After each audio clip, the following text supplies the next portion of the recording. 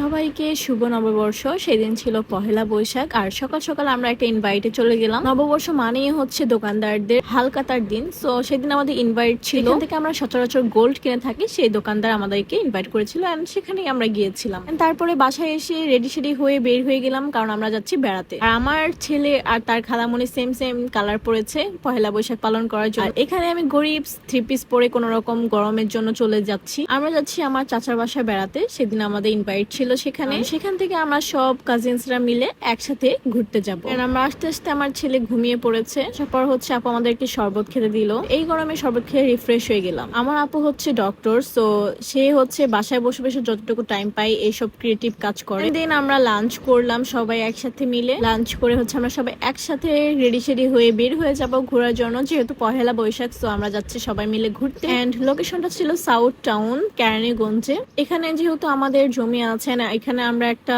সোসাইটির সদস্য, সো আমাদেরকে ইনভাইট করা হয়েছিল সেইখানে। সো তাই আমরা সবাই মিলে চলে গেলাম ঘোরার জন্য। সেখানে অনেক বড় করে মেলা হচ্ছে, তাই আমরা সব বোনরা মিলে কাজিনসরা মিলে শাড়ি পরে ঘুরতে চলে গেলাম। মেলাতে গিয়ে আমার ভাই আর তার দুলা ভাইরা মিলে হচ্ছে খাওয়া দাওয়া করছে।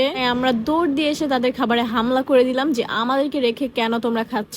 এই দেখেন মেলার কি অবস্থা, এত এত মানুষ ছিল, আমরা চিন্তাও করতে পারিনি যে এত মানুষ হবে এখানে। এখানে অনেক খেলনা টেলনা ছিল, আমার ছেলের জন্য কিনতে ইচ্ছে করেছিল, সো আমি দেখেছিলাম, বাট এত মানুষ ছিল যে কেনার মুডই হয়নি। আর দিন চলে এসেছে, এখান থেকে আর ভালো লাগছিল না, প্রচন্ড গরম আর হচ্ছে মানুষ আর মানুষ। এই গরমে ঘুরতে গিয়ে তো আমার অবস্থা লে হালুয়া হয়ে গিয়েছে পুরাপুরির মতো। দেখেন তাদের অবস্থা কি, ঘেমে টেমে একদম একাকার হয়ে গেছে সবাই মিলে। তারপরে আমরা ঝালমুড়ি খেলাম, এর মাঝে অনেক কিছু খেয়েছি কিন্তু ক্লিপস নিতে ভুলে গিয়েছিলাম। খাওয়া দাওয়া করে আমরা বাসা চলে আসছি রিফ্রেশ হওয়ার জন্য। গরম গরম চা খাবো, বাট কারেন্ট চলে গিয়েছে, তাই কারেন্ট না থাকলেও আমরা চা খোর যেহেতু, তো চা খাবোই। তারপরে কারেন্ট নাই, কিছু করার নাই, আমাদের সময় কম, আমরা বাসায় চলে যাব যেহেতু, সো কারেন্ট না থাকা অবস্থায় আমরা ডিনার করলাম। তো মজা মজার খাবারগুলো আপু প্লাস ভাইয়ের বউরা রান্না করেছে, খাবারগুলো অনেক মজা ছিল। এন্ড আজকে এই পর্যন্ত, সব ভালো থাকবেন ইনশাআল্লাহ। নেক্সট আবার কোনো ভিডিওতে দেখা হবে। আল্লাহ হাফেজ সবাইকে।